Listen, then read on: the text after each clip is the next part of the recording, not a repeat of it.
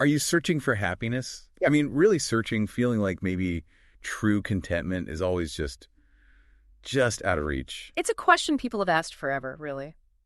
Well, what if the answers, or at least some really solid clues, came from ancient Rome? Surprisingly relevant stuff, actually. Yeah, exactly.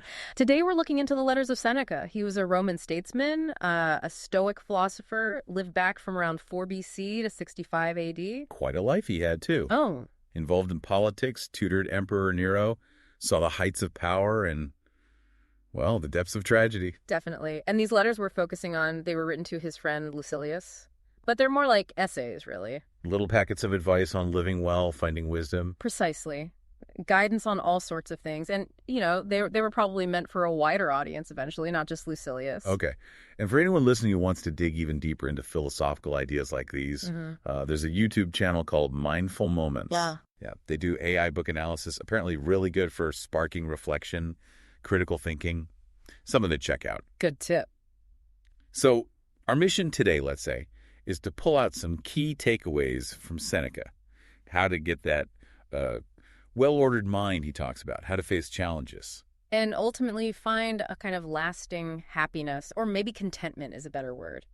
Let's start with how we take in information. Seneca had some strong views on that, didn't he? He really did. He warned against flitting between authors and ideas constantly. Restless shifting, he called it. Like intellectual channel surfing? Kind of, yeah. He had this analogy, travelers who meet loads of people but don't form any real friendships. Okay, so breadth versus depth. Exactly. He argued for going deep with just a few great thinkers, really engage with them, let their ideas nourish you properly. Makes sense. He thought having too many books could actually be a problem. Like you can't truly absorb it all. Yeah, a hindrance, he said. He compared it to a fussy stomach that just rejects a whole mix of different foods instead of getting real nutrition from something simpler, something digestible. So deep focus. Yeah. Not just skimming the surface. That's the core of it, which, ties into his next big point. Which is? Focusing inward on improving yourself rather than always looking for approval or validation from others. Right. He urged Lucilius, his friend, to basically just try and be a slightly better person each day.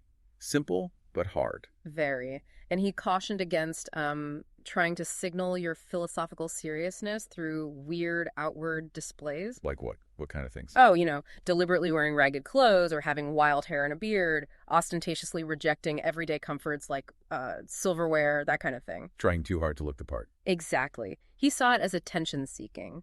Seneca stressed that your inner principle should align with, broadly accepted social norms.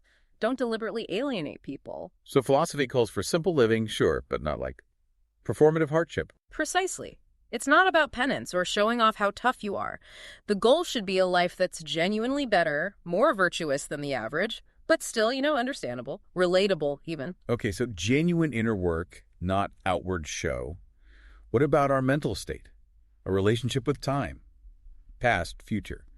That causes a lot of anxiety. Oh, absolutely. Seneca really nailed this. He observed that so much of our anxiety comes from projecting ourselves forward, worrying about what might happen. Instead of just dealing with what is happening. Right. Foresight, he said, is meant to be a blessing, a human advantage. But we often turn it into a curse by worrying prematurely. He had that comparison with animals, didn't he? He did. Wild animals react to danger that's right there in the present. They don't fret about dangers they escaped yesterday or ones that might appear next week. But we do. We get tormented by the past and the future. Constantly. Our unhappiness, he pointed out, is rarely confined just to the present moment. It spills over. Which really highlights that Stoic focus on the now, what you can actually control. Exactly. Control your responses, adapt to the present, let go of the rest. It's a discipline. This idea of focusing inward, managing our thoughts, it seems to connect to relationships, too. What did you say about friendship? That seems important for well-being.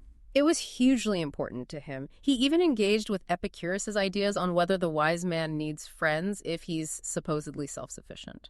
And what was Seneca's take?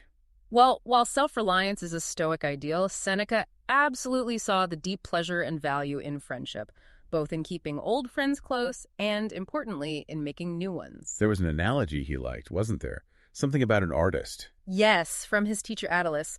The joy of making a friend is like an artist creating their work. There's a special satisfaction in that process, that active engagement. More than just admiring the finished piece. Exactly. He said the infancy of friendships, like the infancy of children, is sweeter while it's unfolding, while you're building it.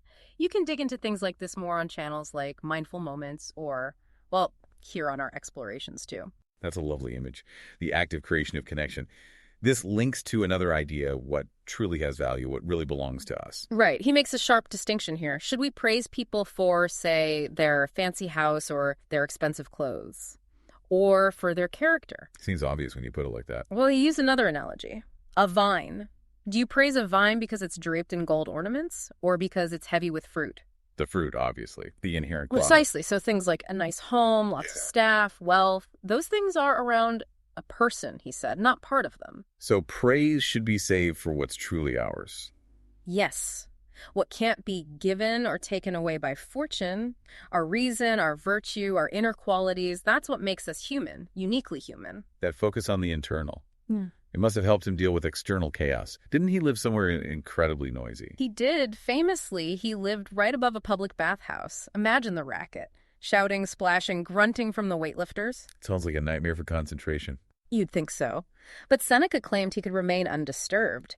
He made an interesting point, though. He said general background noise was one thing, but distracting voices, actual conversations, were harder to tune out. But the key was his internal state. Absolutely. The real key to tranquility, he argued, wasn't finding a silent spot, but cultivating inner calm, freedom from the turmoil of your own emotions, fear, desire, anger. He basically asked, what good is quiet outside if your mind is raging inside? Exactly that. A powerful question, isn't it? True peace starts within. And that inner strength helps with life's hardest experiences, like loss. How did he approach grief and mortality? He had a really interesting, maybe challenging perspective. He suggested we should eventually be able to turn the memory of loved ones we've lost into a kind of pleasure. Pleasure? How?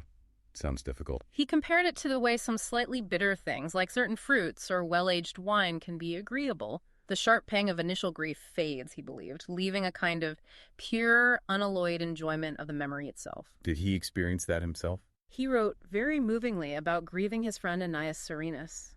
He admitted his overwhelming sorrow came partly from realizing he hadn't truly, deeply accepted that his friend could die. He hadn't prepared his mind for that possibility. So it's about acknowledging mortality, ours and others. Constantly. We need to remember that anyone we love can be taken from us and that we too are mortal. It's not morbid, it's realistic. He had that stark phrase. Whatever can happen at any time can happen today. It's a call to live with awareness, not in denial. From the Stoic view, death isn't necessarily a terrifying end, maybe just a transition. Accepting that seems crucial. Now, shifting gears slightly, Seneca wrote about education too. Liberal studies, he called them. What was his view? He was pretty critical of education pursued only to make money. He didn't think that was worthy of a free mind. So what was the point of liberal studies then? For Seneca, their value was in freeing the mind, preparing it. But the only study that truly makes a person free, he argued, is the pursuit of wisdom itself. Philosophy. So things like literature or rhetoric are just warm-ups. Kind of preliminary exercises, yeah. Useful, but not the main event. He even questioned if they automatically make someone a better person, morally speaking. Interesting. So you can be learned, but not wise. Definitely. He said wisdom deals in truths, not just clever words. The real goal isn't just to be knowledgeable, but to be good. Virtue, he thought, doesn't always come packaged with a traditional education. Becoming a good person over just a learned one, that's a clear priority. He also talked a lot about living according to nature. What did that entail? Fundamentally, it meant recognizing that nature gives us what we truly need. Our basic requirements for life are actually quite simple. But luxury messes that up. Big time. He saw luxury as pulling us away from nature, creating desires for things that are, well, non-essential and often even harmful in the long run. That's a slippery slope. Yeah, he described a progression.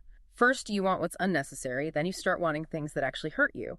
And eventually, the mind becomes a slave to the body's whims, its excessive demands. He saw a lot of the bustling activity, the trades of his time, as just serving these excessive demands. Pretty much. Noise and frantic activity often just catering to luxury, not real need. He kind of lamented that simplicity was starting to be seen as, like, primitive or uncivilized. It's about moderation, self-sufficiency again, finding that natural balance. Exactly. And this inner strength, this balance, is what allows people to face incredible hardship. He gave some powerful examples. Like Socrates. Right. Socrates faced poverty, a famously difficult wife, war, political tyranny, a totally unjust accusation, and death sentence. Yet Seneca points out his spirit was unwavering, his temperament stayed even through it all. That's remarkable resilience. And Cato the Younger, too. Defying both Caesar and Pompey, basically indifferent to who won the Civil War, choosing his own end rather than submit, showing this incredible indifference to external outcomes. So the mind, when it's resolved, can endure almost anything. That's Seneca's point. True freedom, he suggests, requires rejecting the endless chase for pleasure and wealth. Those are just other forms of slavery, really. So achieving freedom requires some kind of sacrifice. Sacrifice of those external dependencies, yes. It's about choosing inner fortitude over outer circumstance. Wow. So bringing all these threads together, Seneca's letters, they really offer a kind of blueprint, don't they, for building inner wisdom, getting in tune with nature? And developing resilience, making your well-being less dependent on what happens to you and more on how you respond from within. And it feels incredibly relevant. Still speaks to us today as we're all, chasing happiness. Absolutely. These aren't just historical curiosities. They're practical tools for living a more fulfilling and steady life right now. So if this exploration resonated with you, maybe subscribe for more insights like this. Share it with someone you think might find it helpful. And definitely consider looking into Seneca's letters themselves or related stuff. We can put some links up. Yeah, good idea. But most importantly, keep thinking, right? Keep questioning what truly brings you contentment. So here's a final thought to chew on. Are you consciously building your own inner peace, being the architect of it? Or are you still kind of looking around for the blueprints outside yourself?